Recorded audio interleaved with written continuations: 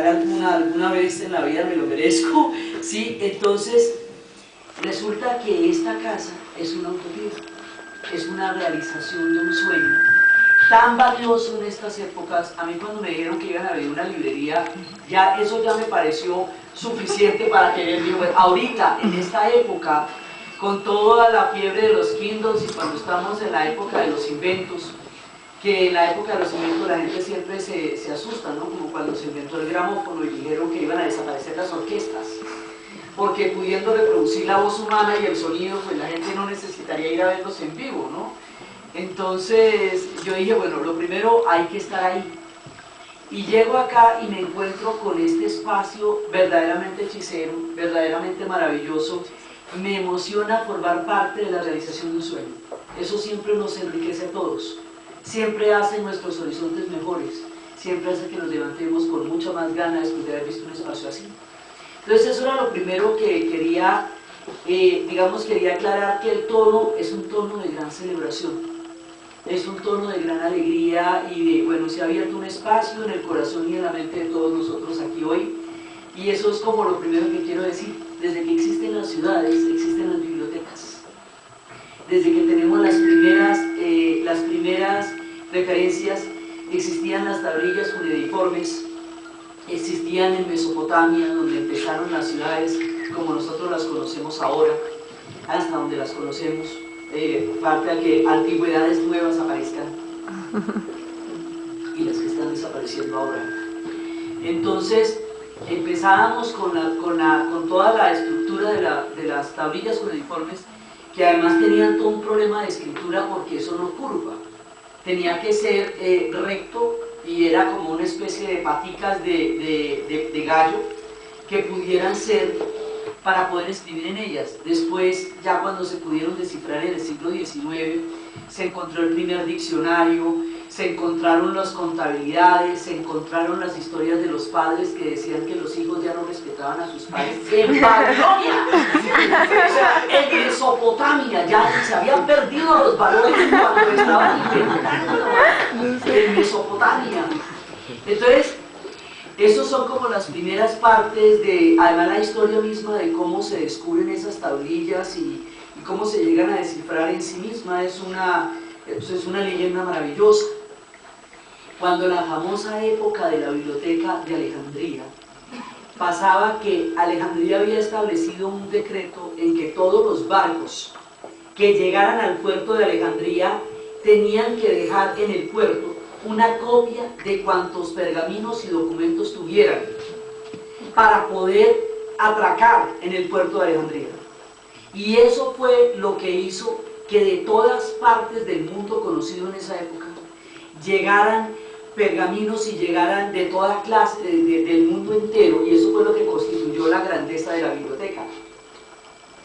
Hoy la volvieron a hacer con la figura de Ptolomeo rescatado debajo del mar en Alejandría, y durante la primavera árabe había un letrero que decía que la biblioteca fue protegida por el pueblo. Quiere decir que los muchachos se hicieron cadenas humanas para que la biblioteca no sufriera daños durante la primavera árabe, y decía: saluda a la juventud egipcia que cuida su biblioteca. Entonces teníamos los papiros de los egipcios, y después hay una época en que los papiros son quebradizos, tienen ese problema, y después va a haber una época, como siempre hubo, digamos, monopolios o vedas, que hubo una vez, digamos, un monopolio de papiros, y los papiros no se estaban prestando para que el público pudiera utilizarlos. Entonces un rey en Pérgamo decidió ensayar un material donde no tuviera que depender de la adquisición de papiro, pero que además fuera muchísimo más flexible. Entonces encontró un material que era de cuero, que era el pergamino. Entonces a los papiros, a las tablillas cuneiformes, después se les fue enseñando el pergamino. Pero organizar las bibliotecas era una cosa muy difícil. Y hubo un personaje que intentó catalogarlas, se llamaba Pinacoy, y empezó a crear la pinacoteca. Y empezaron después a aparecer los anaqueles para poder guardar los libros. O sea, todo lo que es una biblioteca es una construcción. desde la ensoñación y desde el sentido común, desde el sentido de lo que se va a escribir en los textos hasta cómo guardarlos. Estos rollos gigantescos que eran dificilísimos de almacenar y de doblar, que se parecen a lo que hoy todavía se conservan como las Torás y los Talmuds.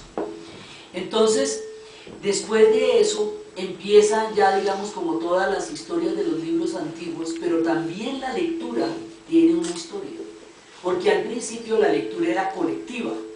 Los libros eran tan escasos en épocas, y entonces se hacían lecturas colectivas. Esto después, cuando aparezcan los libros individuales, y con ellos la libertad de leer lo que usted quiera y pensar lo que le provoque de lo que está leyendo, que no es poca cosa.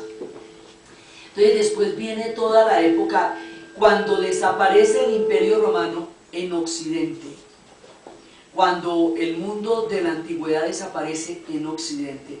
Hago muchísimo énfasis en Occidente porque esas cosas no pasaron en Oriente, porque eso no pasó en Bizancio, porque eso no pasó en India. O sea, el único mundo que tuvo una ruptura fue el mundo occidental, de la Europa occidental, ni siquiera toda, porque España en esa época estaba en otra vuelta, sino que cuando ellos en el siglo XIX universalizan la historia, hacen que la historia de unos pocos países se llame la historia universal.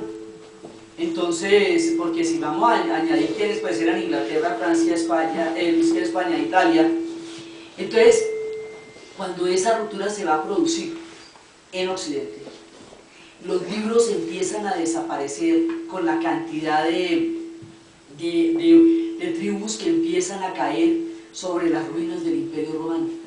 Entonces hay necesidad de proteger todos esos libros, ¿sí? Porque van a desaparecer.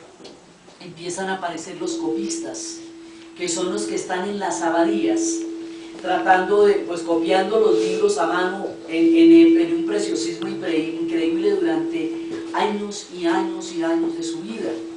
Entonces la gente, pues estaban escritos en latín, ya muy poca gente sabía leer, mientras que en Oriente esto va a tener un curso increíble en el antiguo imperio persa y durante la época de los sasánidas. La literatura persa va a tener unos niveles increíbles. Hoy por hoy en Irán la gente va en las tardes a uno de los grandes jardines de lectura que hay, y hay un poeta que tiene 900 años que escribió, que se llama Sadi. La gente pregunta frente a la tumba de Sadi una pregunta sobre la vida cualquiera, y una de las personas que está esa tarde abre en cualquier página un verso de Sadi, y esa es la manera como te contestan lo que le estás preguntando a la vida, con esa exquisitez que tiene el pueblo persa aún hoy día y que no sale en los noticieros. Esto tomando té sobre los tapetes, al lado de esas fuentes de agua, en jardines que están sembrados de jazmines, porque Persia no solo es bella visualmente, sino que también huele a naranjos y jazmines, rodeados de poesía. Así también viven los iraníes. Entonces, para decirles que Mesopotamia, que en Bagdad existía una de las más grandes bibliotecas, hay 8 ejemplares del Corán Osman, después cuando llegó el Islam, uno de los cuales estaba en la biblioteca de Bagdad, bombardeada, recién empezada la guerra de la intervención norteamericana en el Golfo, en Irak durante el 2003. Entonces, porque digamos muchas cosas se han perdido de esta antigua Mesopotamia en esta cantidad, de esta cadena de guerras sin sentidos, se han perdido cosas irrecuperables. Entonces, en Oriente las cosas estaban fluyendo con un nivel de conocimiento impresionante, pero en Occidente no. Entonces, en Occidente, en la Europa occidental, había que guardar esto. Entonces empiezan las historias de las abadías. Y dentro de las historias de las abadías, pues siempre recurrimos a Humberto Eco y su famosa y maravillosa historia del nombre de la rosa. Sí, porque es además todo este misterio de todos los que están muriendo, con la mano untada, con el dedo untado de tinta, y todas las discusiones alrededor de qué era lo que estaban leyendo. Tenían que ser gente que estaba traduciendo el griego, y después van a encontrar que lo que estaba protegiendo con la muerte de tantos copistas era la risa, Aristóteles, porque cuando se puede reír del poder, la cosa, digamos, se toma menos en serio la autocracia. Ayer volví a ver El gran dictador de Chaplin y me parece, era realmente un atrevimiento muy grande mamarle a Carlo a Hitler en 1942, cuando ni siquiera sabían que la guerra la iban a poder ganar. Era una cosa muy loca. El nombre de la rosa protege la risa, porque la risa es lo único que realmente puede derrumbar los muros del poder. Entonces, también pasa que estaban estas grandes abadías, y hay un punto en que los celtas, los monjes cristianizados después de la era de San Patricio, van a poder salvar casi toda la literatura de Occidente, porque más arriba de la muralla de Adriano, que hicieron los ingleses en lo que llamaban Caledonia, cuando ya no querían subir más, el mundo celta va a quedar aislado, y el aislarse el mundo celta de toda la hecatombe de pueblos que produjeron, que se dieron durante tanto tiempo en la Europa occidental, hizo que quedaran intactos y a salvo una gran cantidad de libros que de otra manera no hubiéramos podido conservar si los celtas no hubieran salvado la cultura de Occidente en la Irlanda después de San Patricio. Entonces también nos pasa eso, también nos pasa que con el horrible y errático motivo de las cruzadas, entra Occidente en contacto con Oriente, siendo Oriente la civilización y Occidente la barbarie. Y en ese momento van a entrar en contacto con las traducciones de los textos de Aristóteles, ¿sí? Y después vamos a ver puntos increíblemente maduros de todo eso, que es como el Califato de Córdoba, donde Maimónides y Averroes y Ali Ibrahim empiezan a traducir todos estos textos, y donde a través de las historias de amor de Leonor de Aquitania llega el sufismo, generando el amor romántico en Occidente, y donde ella después llegó a ser cortes de amor, donde la gente se dirigía, que eso hoy nos salvaría de mucho, se dirigía una pareja a la corte de amor, al tribunal del amor, y exponía su caso de ruptura, y el tribunal del amor le decía quién le había roto el corazón a quién, y el que nos hubiera librado de millones de boleros. Entonces, todas estas historias que van pasando, y luego, más adelante, ya digamos en lo que era el final de esta Edad Media occidental, Aldo Manguncia va a hacer una cosa sumamente importante. Va a traducir las ediciones originales de los textos de la antigüedad, porque como eran los copistas en las abadías los que estaban llevando estos libros, ellos eran cristianos, y el cristianismo hace toda una versión de la antigüedad sobre la base de la doctrina cristiana. Entonces, los textos de un mundo profano, desde el punto de vista cristiano, los textos de un mundo de un politeísta, de un mundo que tenía otra cosmovisión, van a quedar adaptados a la escolástica y a toda la teología del medioevo, pero el texto original se pierde en las abadías, porque la intención no es el texto original, sino todo lo que la escolástica hizo para formular la doctrina cristiana. Entonces lo que hace el Aldo Manguncia es rescatar los textos originales de la antigüedad, los de verdad, los de Aristóteles, no de Aristóteles a través de Santo Tomás, no de Platón a través de San Agustín, sino de Aristóteles y Platón tal cual. Y es por él que podemos conocer la antigüedad sin la versión solamente escolástica de toda la filosofía del medioevo. Después, más adelante, se va a ir el gran invento, digamos, posible en Occidente, que ya los chinos lo conocían, porque los chinos inventaron la moda de andar a pie, entonces ellos realmente lo conocían todo, ¿no? La pólvora, la tinta, la imprenta, desde hace mucho tiempo ellos manejaban los tipos, ¿sí? Pero Gutenberg, en Alemania, se va a inventar la imprenta para Occidente, y al inventarse la imprenta, las cosas se pueden saber. Entonces ahí tenemos un primer problema. Ah, no, que se van a acabar los libros hermosos, las bellas ediciones, las copias hechas a mano, porque ahora hay un aparato que aparentemente era muy tosco, que ya no hacía que la gente pasara una vida entera tratando de construir un texto.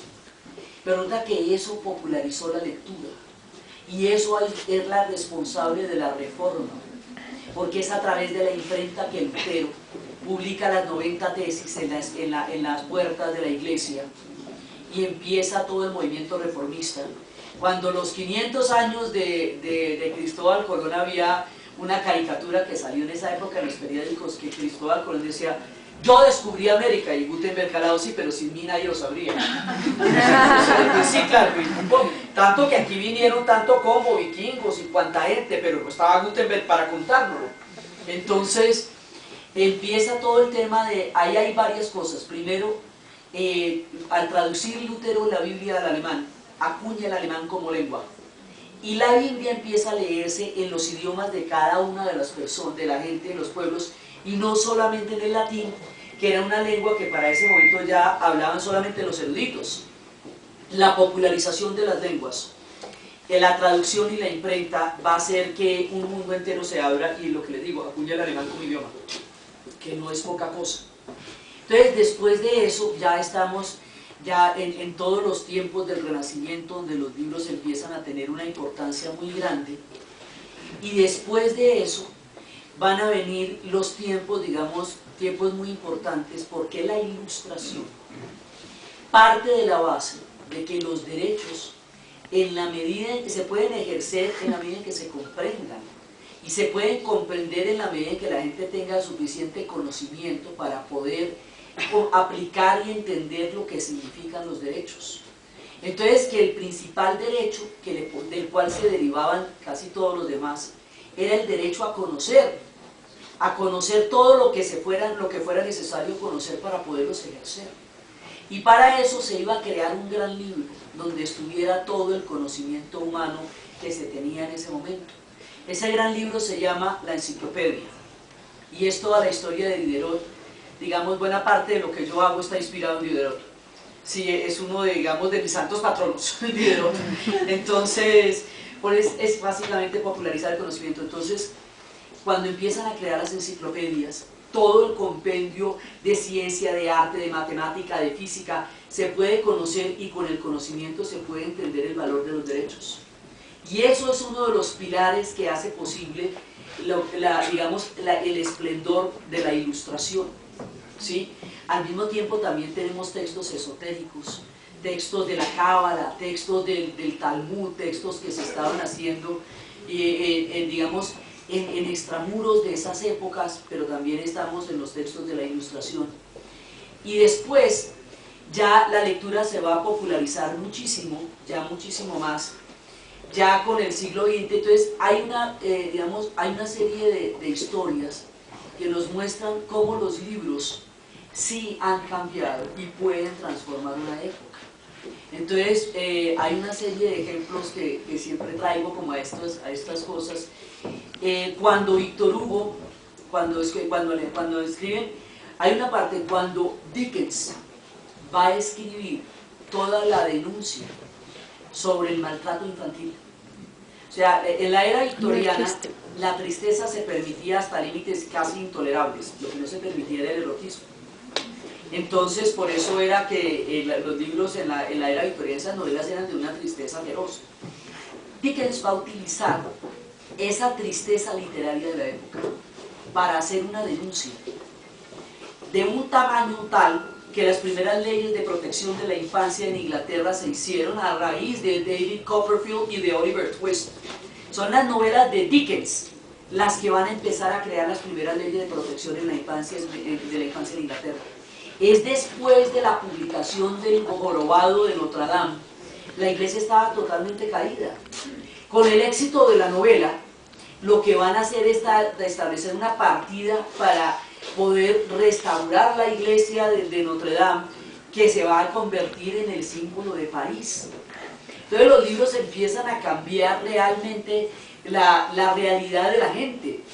Cuando Dickens escribía en folletín.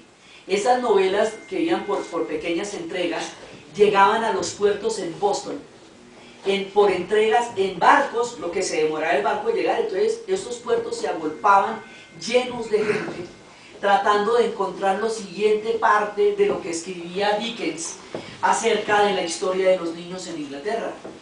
Entonces van pasando, hay una historia que a mí me parece muy bella. En Cuba, cuando lían los tabacos, ¿sí? Siempre tenían a alguien que leía, una persona que les leía en la tarde. Y entonces en esa época ellos se aficionaban con las novelas que les estaban leyendo, pero hubo una novela que desbordó todos los límites de la pasión de los cubanos, que fue el Conde de Montecristo. Y antes de que muriera Dumas le preguntaron si le podían poner a los tabacos que ellos liaban mientras ellos leían Montecristo. Y por eso es que se llaman así los tabacos, porque los liaban escuchando la lectura en voz alta del Conde de Montecristo. Entonces, las novelas empiezan a cambiar realmente el mundo. Hay un momento en Inglaterra, durante toda la represión de la era victoriana, que tenía una persecución muy grande contra lo instintivo, contra toda la naturaleza del hombre, que la manera, cuando se prohíbe la expresión de la naturaleza humana no va a cambiar, solo que se bifurca, se hace, digamos, se divide, se pone esquizofrénica. Entonces, la manera como los ingleses pudieron lidiar los rigores y la represión a los instintos de la era victoriana era desdoblándose en una cantidad de monstruos. Dr. Jekyll y Mr. Hyde, era el retrato de Dorian Gray, era Jane Eyre con esta loca dando alaridos por las noches debajo de la casa donde había ese adusto profesor que veía en Jane Eyre una mujer moderna como nadie lo era en su tiempo. Sí, era Frankenstein, era Mary Shelley tratando de mostrar lo que ella ya sospechaba, que era la terrible época en que la industria podría acabar con muchas otras cosas de la vida en su época. Entonces ellos empezaron a bifurcarse así, de esa manera. Una de las cosas que más va a producir la popularidad, sobre todo de la novela, como novela, es el ferrocarril. Porque cuando se inventa el ferrocarril en Inglaterra son muchas horas en tren. Entonces usted necesita algo que hacer. Entonces, y el ferrocarril populariza la novela. Sí, o sea, la lectura encuentra unos caminos que te digo, de locos, es una cosa increíble lo que puede hacer. Sí, entonces, bueno, aparte de los españoles, cuando en el siglo de oro produjeron el hito más impresionante, digamos, de su justificación como imperio sobre la tierra, que es todo lo que va a ser el Quijote y el gran siglo de oro. Entonces, ya con la era moderna, viene la época de los ferrocarriles y viene la época de los libros. Los libros siempre han tenido peligros grandes, o sea, los libros pueden llegar a ser perseguidos como objetos, no solamente como ideas, sino como objetos. Entonces, por ejemplo, hacia los años 20 va a escribir D.H. Lawrence una novela que se llama El amante de Lady Chatterley. El amante de Lady Chatterley tiene un montón de problemas para la época.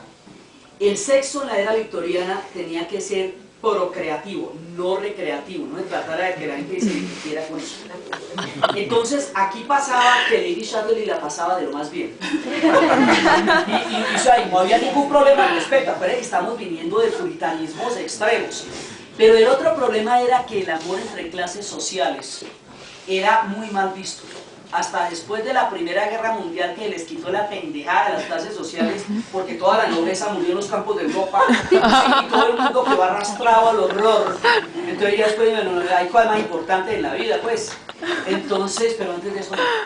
Y resulta que, además, Lady Chatterley era casada, lo cual hace las cosas más graves. El amante era un guardabosques, que habla en un cockney, en que en la novela todos los diálogos de él están en cockney, en la manera, ellos distinguen las clases sociales por los acentos del idioma, ¿sí?